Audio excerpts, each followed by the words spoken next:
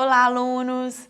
Então vamos para a nossa quinta semana de processamento de pedidos e serviços ao cliente. E nesta quinta semana nós vamos falar especificamente do processamento de pedidos. Ou seja, o processamento de pedidos, ele é representado por uma variedade de atividades que são incluídas no ciclo de pedidos do cliente. Então, esse processamento, ele vai incluir preparação do pedido, transição, o recebimento dos pedidos, o atendimento dos pedidos e o relatório de situação do pedido. Bem, a preparação do pedido, ela engloba todas as atividades que estão relacionadas com a coleta de informações que é necessária sobre aquele produto, sobre aquele serviço pretendido, né? Então, essas informações, elas podem ser disponibilizadas em menus de sites, por telefones ou por código de barras, tá? Então, a preparação do pedido são aquelas atividades mesmo que estão relacionadas às informações sobre os produtos e serviços. E aí, quando nós falamos dos produtos e serviços, nós estamos falando dos produtos e serviços a serem adquiridos, tá? Nós estamos falando da preparação do pedido. Bem, depois então acontece a transmissão do pedido. Depois que preparou o pedido, a transmissão é a primeira atividade no ciclo do processamento, tá? E ela envolve a transferência de documentos do pedido, e aí essa transferência, ela vai desde o ponto de origem para aquele aonde ele pode ser manuseado, tá? E essa transmissão, ela pode ser manual ou eletrônica, tá? E aí a gente cita o caso do 0800, né, de sites. Contudo, nessa transmissão do pedido, vale ressaltar que a rapidez, a confiabilidade e a precisão são características imprescindíveis, tá? Que devem ser postas na balança em comparação com os custos de qualquer equipamento de sua operação. Então, nessa parte de transmissão do pedido, rapidez é muito importante, a agilidade no processo, a confiabilidade e a precisão. Elas não podem faltar para que o pedido ele possa ser transmitido de maneira correta. Bem, então, transmitido o produto, é o momento então do recebimento dos pedidos.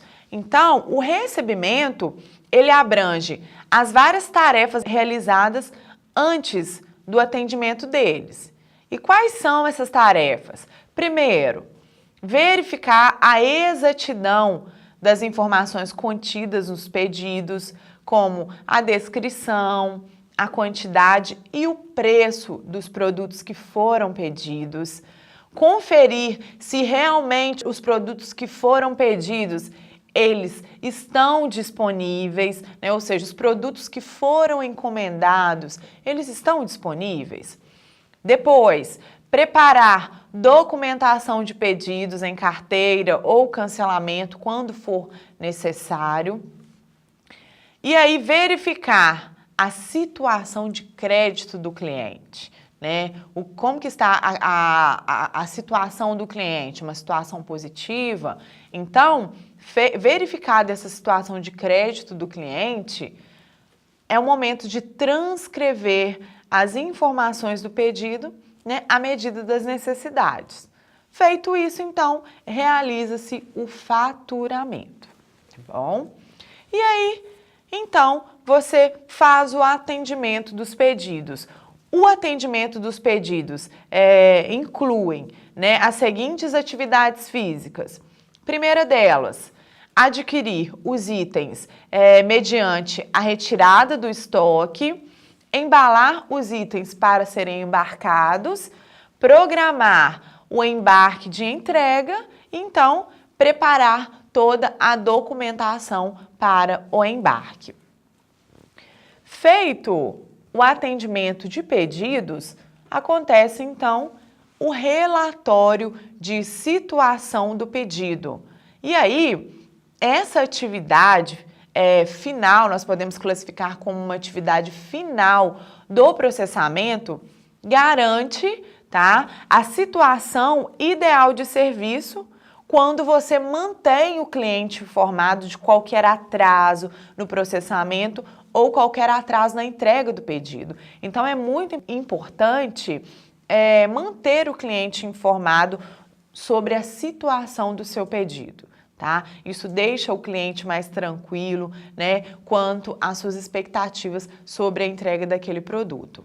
Então, esse relatório da situação do pedido é formado por duas etapas, que nós podemos citar como a etapa do acompanhamento e localização do pedido ao longo do seu ciclo, tá? Que é o momento que você acompanha, né, e localiza onde que está o pedido, onde o pedido foi postado, e depois, então, a segunda etapa é a comunicação ao cliente sobre a localização exata do pedido e a previsão de entrega, né? Então, são informações que não podem faltar no processamento de pedidos. O cliente, ele precisa estar ciente de onde o produto está e qual a previsão que ele vai receber este produto. Lembrando que falhas no sentido de não informação da situação do pedido podem acarretar sérios problemas para a empresa, né? A ponto de não conseguir a satisfação do cliente por falhas como falta de informações sobre a situação do pedido. Então, lembrem que cliente informado é cliente satisfeito. E aí, quando nós falamos desse processamento, nós não podemos esquecer de falar da rastreabilidade, ou seja, a embalagem ela é uma grande colaboradora nesse processo de rastreabilidade. E aí, a rastreabilidade ela apresenta instruções de manuseio e prevenção contra avarias. Através de códigos, nós sabemos que através de códigos é permitido encontrar informações sobre disposição em prateleiras e fazer o controle do estoque. E com isso vai evitar, assim, problemas com ofertas de produtos que estão esgotados. Então, a embalagem, ela é muito importante nesse processo de rastreabilidade do produto. Bom, mas nós também não podemos deixar de mencionar fatores que pesam no tempo de processamento do pedido. Bem, nós acabamos de mencionar a importância, né, de um bom processamento de pedidos, a importância de evitar falhas no processamento de pedidos, e aqui nós vamos citar alguns fatores que pesam no tempo de processamento de pedidos. Na verdade, nós podemos citar como fatores que devem ser evitados, né, para que não aconteça eventuais interrupções no processamento de pedidos.